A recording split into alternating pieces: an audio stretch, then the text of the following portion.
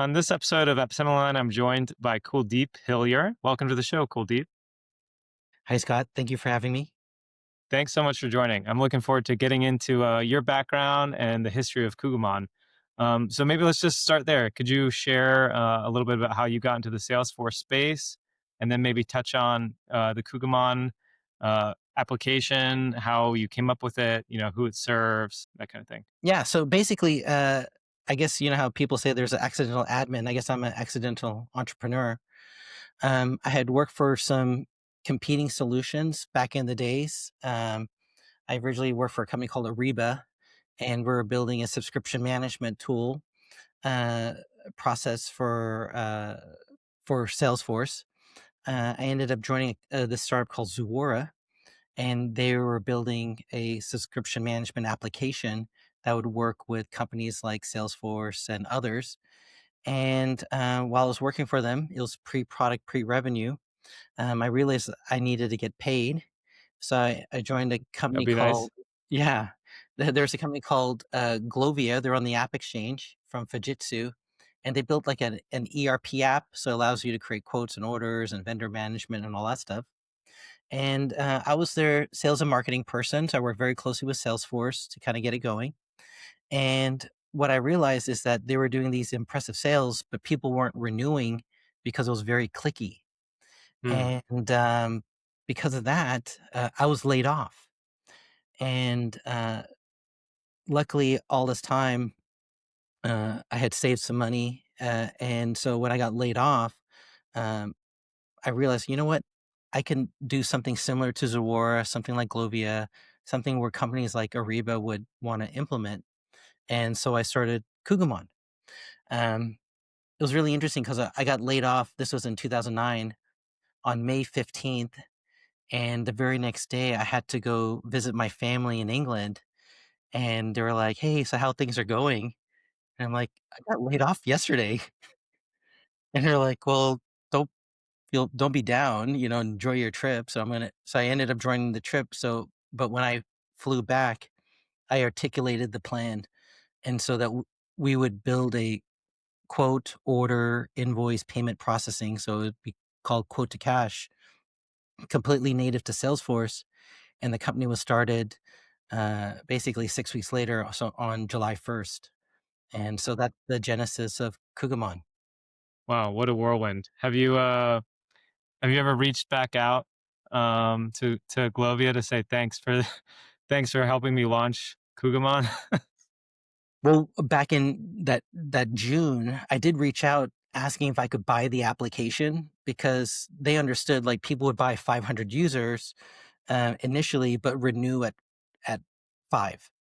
Mm, And so they had a big adoption issue. It was very clicky, and I'm just a marketing guy. Like I don't know how to code or anything about development, but you're on a Salesforce opportunity, and if you have to make like 20 clicks to create a quote, there is some difficulty there. And but no, I guess they thought of like that's ridiculous. Like, we just fired you. Like, what do you want to do? Like, um, but it's interesting that one of my coworkers from back then, Bong, he ended up starting a company called Cultura, and they're on the App Exchange, so they allow you to create uh, quotes. And then I started talking to this guy named David B. Love, and ended up one of being the first customers for an app called Quote Quickly by Steelbrick. So very, very early on, I got to know the ecosystem. And my old boss back in the days was a guy named Kirk Crepay, and he ended up starting a company called Aptus. So I know Max Redman. So I knew all the players in the space. And then, so that was July 1st of 2009.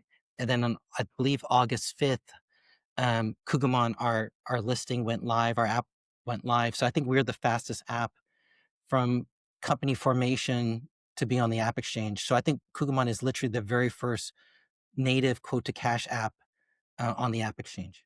wow, that's an amazing story. I love that you took that negative and turned it into a positive there with getting laid off, and then you said 6 weeks later you had a company of your own Yeah, it's really with a interesting. and And soon on to be a order, competing and better product. it took time. it took time. There's a lot of pure play applications at the time. So you had like Steelbrick Quote Quickly, you had the big machines, that app you had on the payment processing, you had Linvio, Payment Connect, or Chargent. So you had a lot of like pure play applications, but you didn't have one that literally you could, from an opportunity, create a quote, create an order, create an invoice, and process a credit card. We were the very first on the App Exchange. On the billing, you had Invoice IT, Manoj, that ended up merging with Steelbrick, but we were the very first quote to cash app. That's so cool. So you just rattled off all, you said you knew all the folks. You rattled off so many companies, many of which are still around today, and all like Kugamon have seen a lot of success. All built around this kind of quoting ecosystem. But it sounds like your main differentiator in the early days was that you were native. You were the first and only native solution to provide that quote to cash solution for Salesforce customers. Yeah, so there are pure play applications, like this Invoice It. There's a guy out of I think Uruguay. He has that. There's the no Invoice It was Manoj, and then there's Invoices for Salesforce, a guy out of Uruguay. You had the payment processing apps, and then you had the quoting app, so people could kind of stitch it together. Because back then, Salesforce didn't have a quote object. It was up until next year in 2010 did they finally introduce the quote object, but back Okay. then they didn't have a quote. So, yeah, so we were the first, and business was great. It was our relationship with Salesforce was fantastic. So Salesforce would bring us into a lot of deals. We were very fortunate, and so. But then things started shifting after the acquisition and after the change to Lightning. Hmm. Um, so later on, fast forward a few years, when Salesforce introduced Lightning, that was a kind of like an existential crisis. So like, what do we need to do? Because building something on Visual Force and Apex, you can get, let's say, it would take like a week worth of effort. But in Hmm. Lightning, because it uses a different skill set, you need more front end. It would take 3 weeks. Mm. But Lightning gave you a better look and feel. So fortunately, we had a launch customer, ARM, the chip maker. Um, ARM Software, decided to help fund our development of a brand new Lightning look and feel. And so we took a clean sheet approach. We looked at all our competitors. We looked at what was working, what wasn't working, and I think we came out with a very compelling solution. And what was really interesting is that ARM chips, they went with Pole Source and implemented Salesforce CPQ for ARM chips, but ARM's, and it took like a couple years and stuff like that.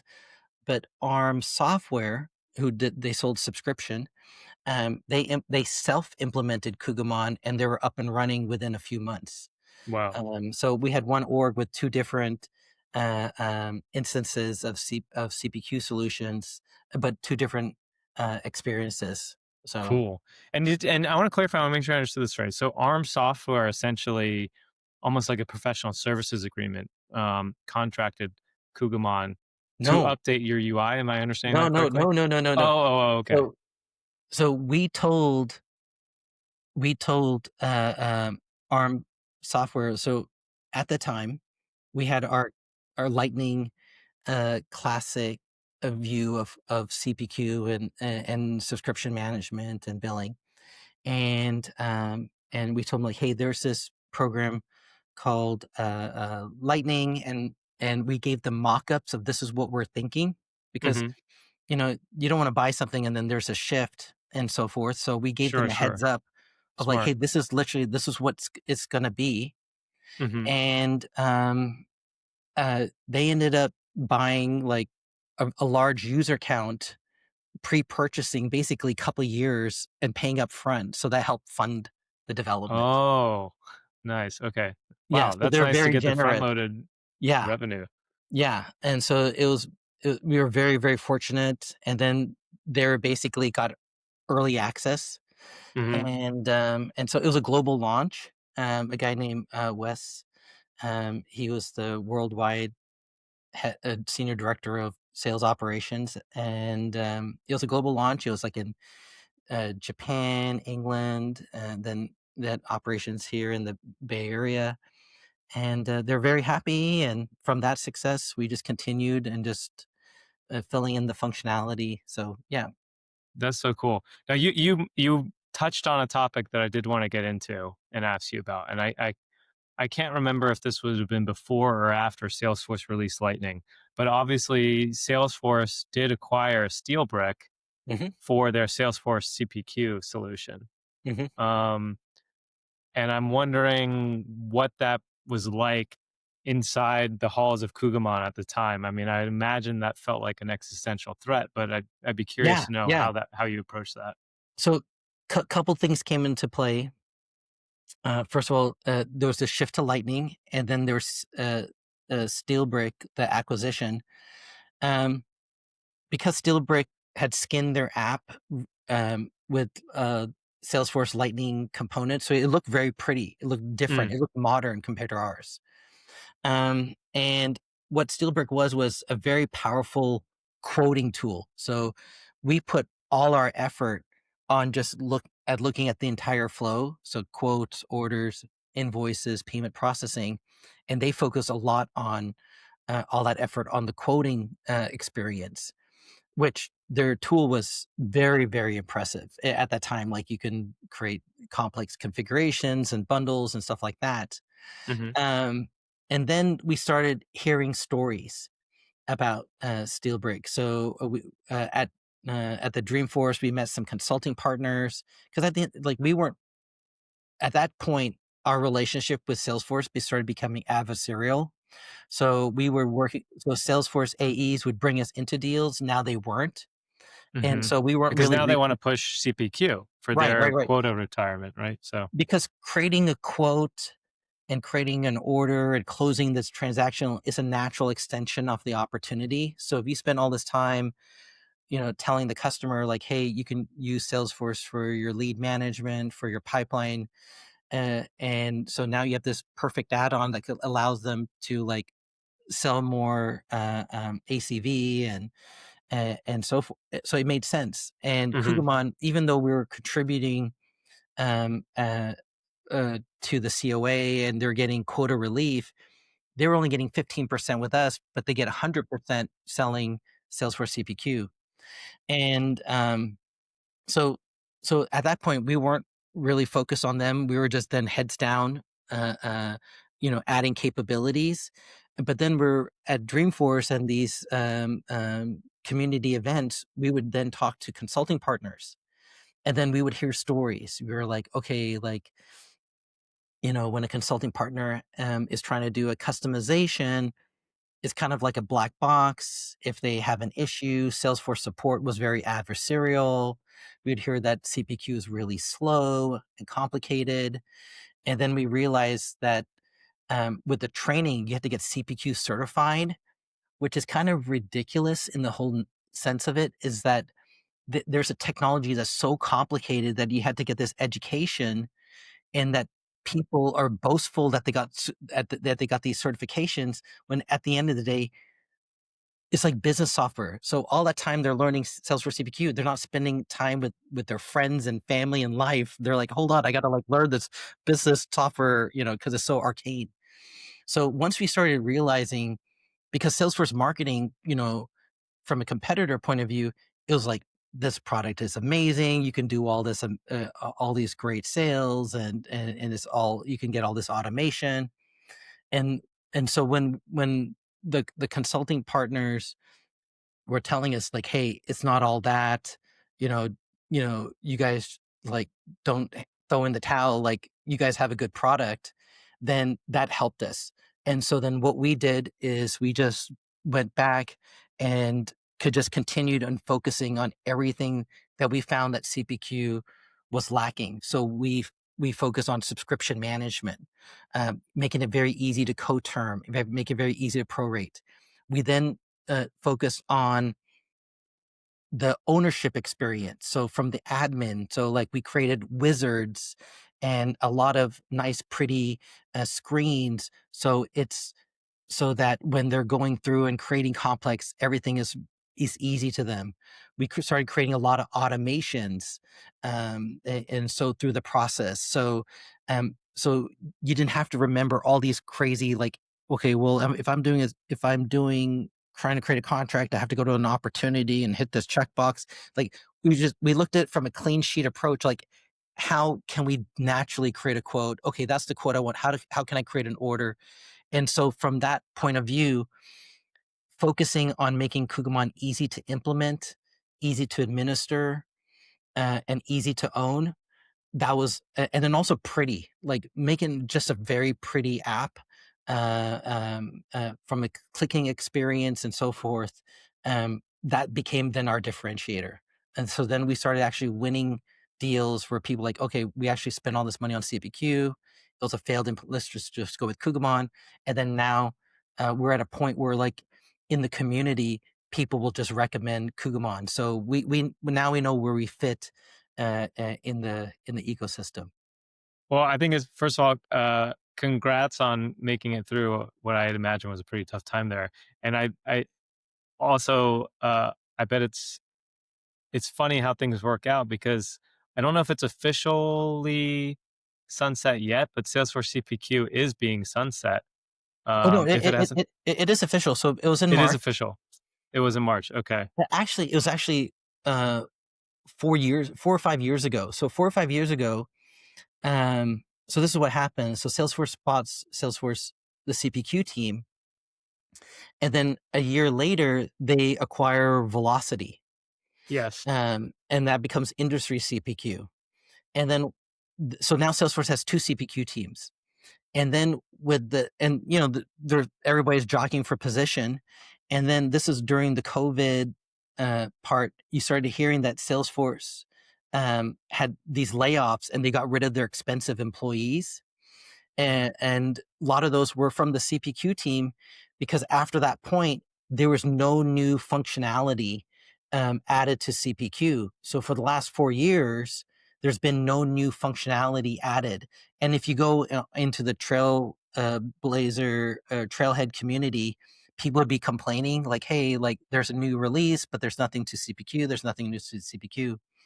And Meredith, who runs the Revenue Cloud team, should go onto podcasts and comment saying like, no, we're going to be re-architecting it. And Hmm. basically re-architecting was leveraging Velocity and rebuilding Velocity against the Salesforce standard quote object and going with a Velocity approach. And so when in December, in Dreamforce of 24, they announced Revenue Cloud Lifecycle Management, which was basically velocity based CPQ. Then in March of 25, they announced that there's no new sales. And then the velocity based um, Revenue Lifecycle Management was renamed to Revenue Cloud Advanced, Revenue Cloud Advanced. Now it's Agentic Force Revenue Cloud. It's got a new name, but that's all velocity based. Yes. Okay.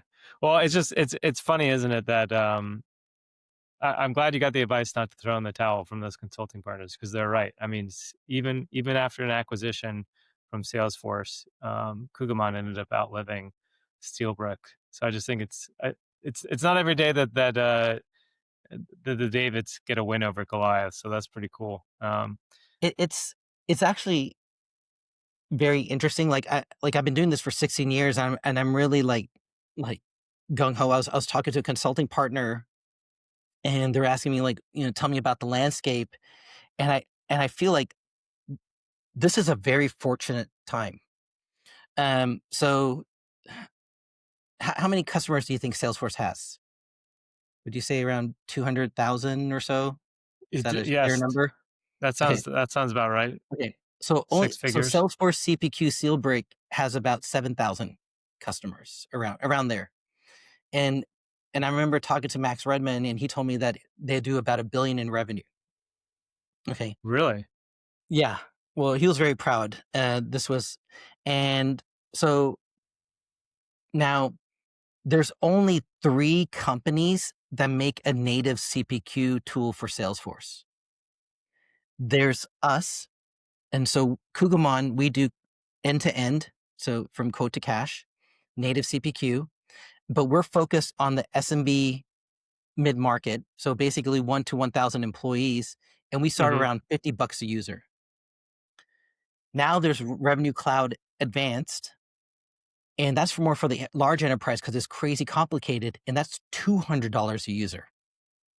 And then Wow. there's and there's like a legacy player called Apta Conga CPQ, which is more of a rebadged of Apta CPQ.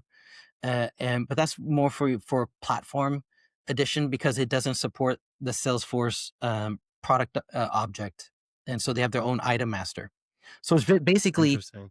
if you're looking for native, there's us Kugamon, so we're the SMB mid market, and then there's Salesforce Revenue Cloud, and so that's so all those 7,000 CPQ customers, they're now getting renewal notices, and now they need to figure out where to go. And so we're actually are getting a lot of companies coming to us, and it's kind of like we just finished an implementation from another customer. They self-service the implementation. They were using Salesforce CPQ for such a long time, for many years, like over a decade. They Wow. went with Kugamon. They self-implemented. They got Kugamon up and running in 2 months, and the whole uninstall process of CPQ was like a couple of hours. So a year's worth, a decade's worth of customizations and all that stuff, they got rid of it in a couple hours, and they were able to. And this also includes data migration as well, like migrating their customers. So because we make it very easy, and so you have all that. So so it's like a perfect storm. So we have all this support from the community from Salesforce. Thank you indirectly by um, by end of lifing CPQ and then putting out a very expensive, very complicated replacement. And then the second one, I guess, big factor in this is AI. So there's with AI, if you use Salesforce as kind of like your database now, and you have all your quotes and orders and invoices and payments, and you can leverage an AI layer. So it could be Agentforce, it could be Salesforce MCP servers, or it can be like there's other players out there that provide AI functionality for Salesforce. Now you can like talk to Salesforce saying like, hey, can you update this opportunity? Can you create this contact? Can you create a quote? Can you move the start date of this order to next week? Because now all your data, and what that does is this AI trend basically made all the non-native CPQ tools irrelevant. So like the deal hubs, the Zuoras, the subscribes, the monetize now. So all these non-native CPQ tools, there's no there's no value proposition participating with Salesforce because if you bought a non-native CPQ tool, you can't fully leverage AI for Mm, the entire RevOps experience. So it's just basically us and Salesforce. that is so cool. And so you mentioned that Kugamon right now is about $50 per user. I believe that CPQ, the Steelbrick based It's 75. CPQ, was 75. I'm curious when I don't know if they ever changed their pricing, but I think it was right around there from the get go. Um, I'm curious that did did the acquisition affect y'all in terms of how you thought about Kugamon's pricing when they came out? I don't know what you were back then, if you were also at 50 or if you changed in So response. Kugelman historically started at $35 a user. So over the years, we've increased our prices. And then when we had our subscription add-on, no, Kugamon was basically a discount code for CPQ. So we would find ourselves in deals. This is when there was during the Steelbrick times where Salesforce were like, "Oh, you're talking to Kugamon? Okay, well, they would sometimes give us a Steelbrick for free and stuff like that." To just undercut and get the initial Yeah, sale. yeah. Wow. They would badmouth us, like, "Oh, these guys are going under, they don't know anything," or that we're small, like, meaning small is like we're incompetent. But yeah, so by mentioning Kugamon, that was that was a discount code. Uh, um, and so it was fine. At the end of the day, our revenue still grew. Our customers are still loyal. We have hardly any churn, like, and we've been very fortunate to like service our customers over the years. Now, what we're looking for is basically tackling those 7,000 Salesforce CPQ customers, but the other 90, 193,000 Salesforce customers as well. Yeah. That there's still a a greenfield opportunity because a lot of those companies had it custom, like, like, oh, our developer built a pricing calculator. Now that person's moved on, or our business has shifted where we actually need a package application to do our RevOps. Hmm. Wow, that's a great story there. I mean, it's wild that, like you said, the AEs were originally helping bring you into deals, and so obviously they must have been propping you up. And then post acquisition, suddenly they're talking out the other side of their mouth and saying how you're small and don't go with Kugamon because you don't.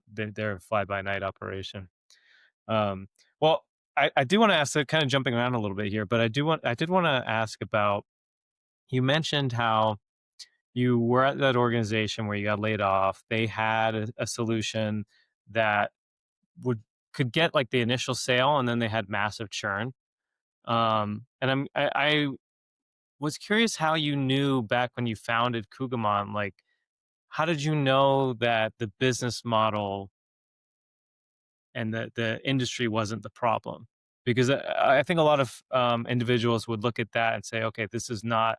I don't want to rebuild this app because clearly it's an industry that has a ton of churn, as I saw in my last firm. How did you have the confidence and knowledge that no, there was something off with either their sales team, their process, their app, or whatever? How did you know Kugamon would work? So I was a I focused on sales and marketing, and one of the value proposition is was Salesforce was making it easy to manage your business, in the cloud.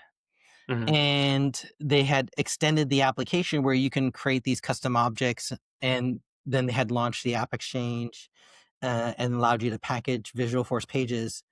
And so what I was seeing is that if you were to do this from a clean sheet approach, um, if if you're starting a company and you need to manage your sales, a lot of companies may use Excel spreadsheets or now Google Sheets or Notion or Airtable, stuff like that.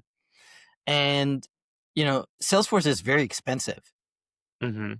But once you found out that a company is using Salesforce, then what if you take a step back, what that kind of tells you is that they're willing to pay for business applications.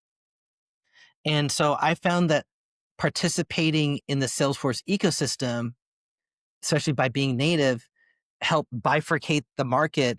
In There's companies that are really cheap, so they don't really value business applications, they don't value IT spend and stuff like that.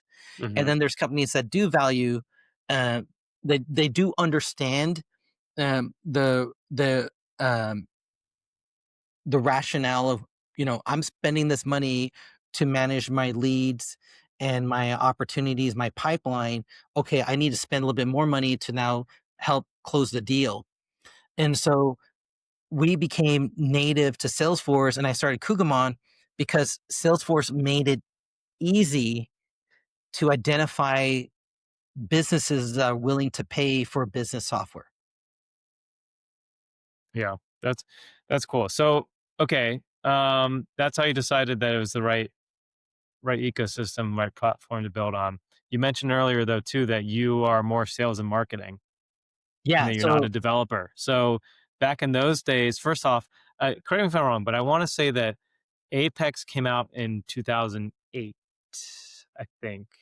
So, and 2009 maybe is when they launched App Exchange, somewhere around there. So it sounds like you were one of you were very, very early on the App Exchange. I mean, you mentioned you're the first native CPQ. I think you're one of the first applications, period, to have yeah, gotten on the App I, Exchange. I But back, actually, go ahead. back in the days, I applied because I got laid off. I applied to work with Leslie Tom, to be on like the partner team back then.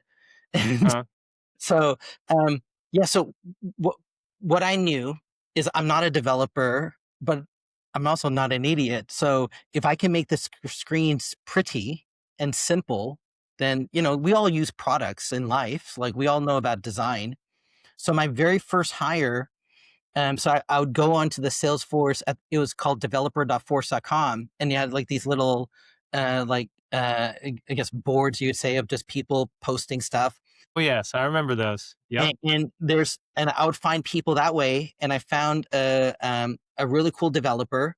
His name is Ryan Huff, and I flew down to San Diego, where he was at, and I was like, "Hey, Ryan, he was working for some company." And I was like, "Hey, would you mind helping me build Kugamon? This is what I would do. I'll lay out what all the screens should look like and what the functionality. So, Mhm. like for example, when you create a quote, you need to create a PDF of the quote. Like, I'll come up with a template, and can you just help do the mapping of the data and that kind of stuff?" And and he's just like, "Who are you?" Like, "I'm just a dude that got laid off. I have my own money. I'll pay for you, pay for this. Like this will be kind of like a real company and stuff like that." And I was very fortunate, and he joined, and he helped build out Kugamon. I then got some other folks to join. Ryan Hub then leaves to start Cirrus Insights, um, and so forth. So he continues on in the community because building something brand new is very fun. So once it started getting like stable, and then he leaves to start his own company, which became I see.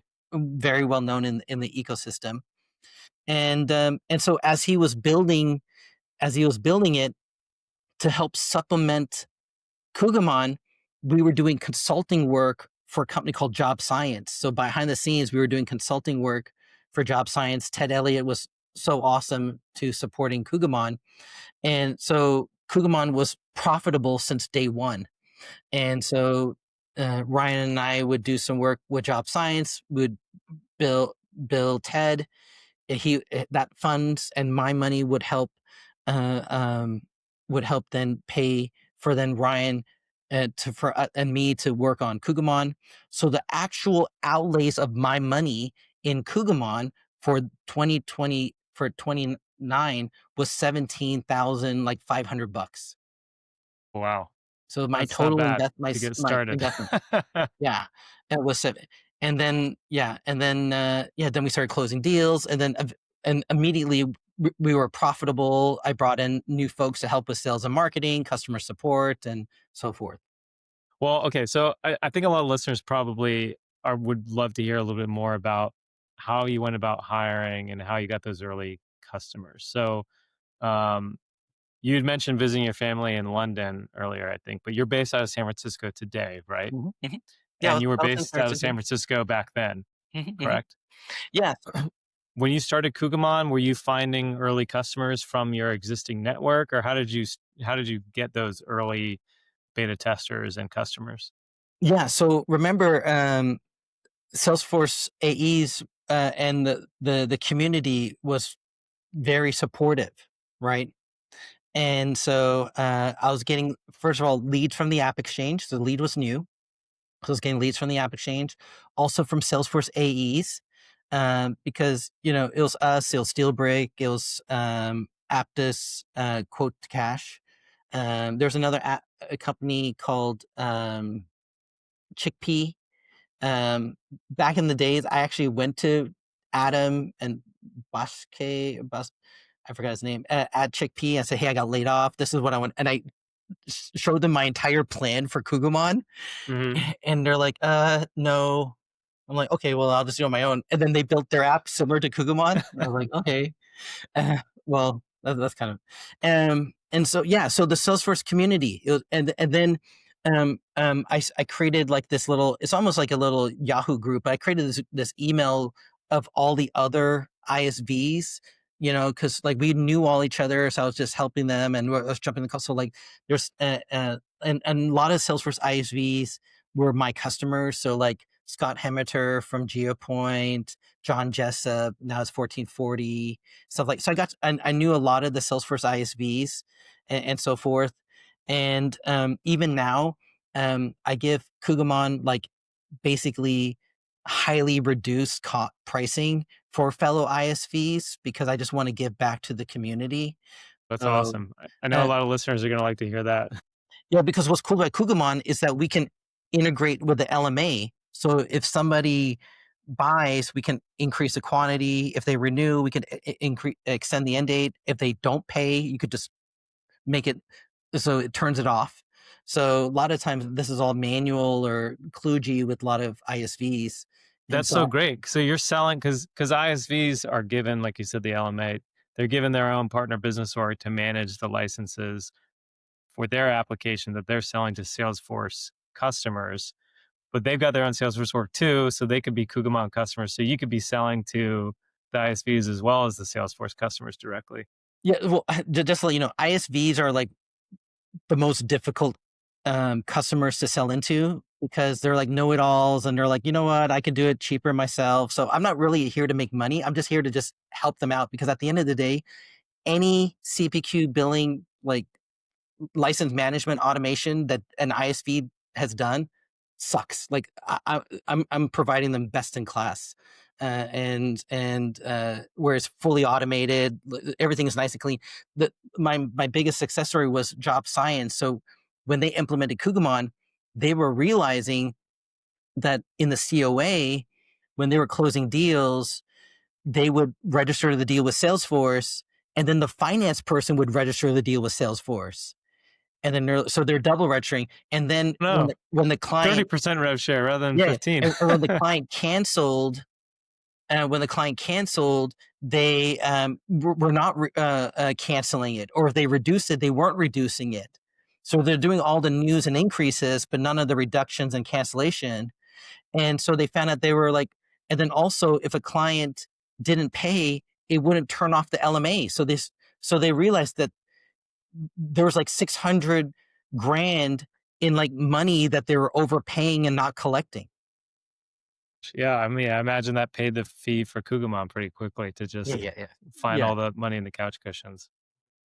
Yeah. So now what I'm focusing on with Kugamon is like we have this great opportunity with with AI and leveraging the Salesforce platform, and then also the Salesforce CPQ accounts.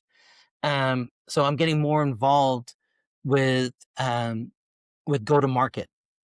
Um, I didn't do a great job in the past of like I'm just more of like a product guy. I just wanted the app to be pretty and useful and did what it did and have no errors and stuff like that. So I didn't do a Hmm. good job of like marketing and so forth. But now what I found out what's helped us is YouTube videos. Mm. So we put a lot of YouTube videos. I think I'm the only ISV in the ecosystem with literally every feature of my product. There's a video. And so I have over like 300 videos. Can you imagine like you have a product and you have over over every little feature? That's not And easy. You better be very careful about UI updates, right? Because you don't want to end. You no, got to no, we remember got to that go part. change. Now we're doing replacement videos of videos and stuff like that.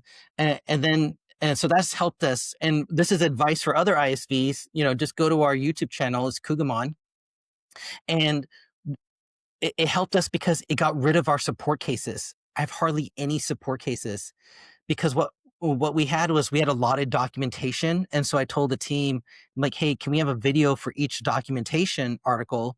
And they did, and then our support cases went from like I don't know high to basically zero. I have hardly any support cases, and That's amazing. In your space and CPQ, that's pretty wild that you don't have very many support tickets, I would say. then we realized it helped us naturally shorten our sales cycle. We used to do 3 to 5 demos in a sales cycle. Like a demo to sales folks, demo to the finance folks, maybe to management, stuff like that. Maybe to Hmm. the IT staff who would ask those ridiculous questions that of scenarios that never happen. But now we don't really need to worry about all that stuff because we have so many videos. We have our demos. We're always constantly putting the latest version of our demos that our sales cycle shrunk. It used to be like, weeks and months. now we just this 2025 was our fastest sales, 7 days. So lead to collection in 7 days. Last year it was 11 days. So it's trending. And then now we're getting repeat customers who are like, hey, I use Kugamon at another company. Oh, I don't need to go through the whole full demo. Let's just implement Kugamon. Oh, that's the dream. You know, anytime that a customer moves, it's another opportunity for you.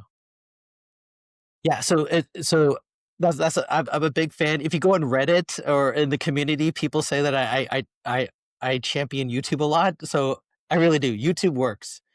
Uh, and then now the latest thing that I'm trying to focus on, Gail, is getting more community engagement through dreaming event participation. So we're sponsoring more dreaming events. That's so cool. And what is the size of the team today of Kugamon? We're small, so we're like 9 people. Whoa, that is amazing! How much you guys have been able to accomplish with that size of Yeah. team. I Congratulations! got my son here. Oh, all right. See the newest member of Kugamon. Yeah, he wants to join. He's gunning for dad's job. Yeah, so he wants to join. Oh my goodness, that's amazing. Well, and maybe this is a good time to wrap up. If he sounds like you got some more important duties to take care of, Kuldip. But thank you so much for Well, coming on. he's used to all this stuff, but yeah, I'm happy to be of help, and thank you, Scott.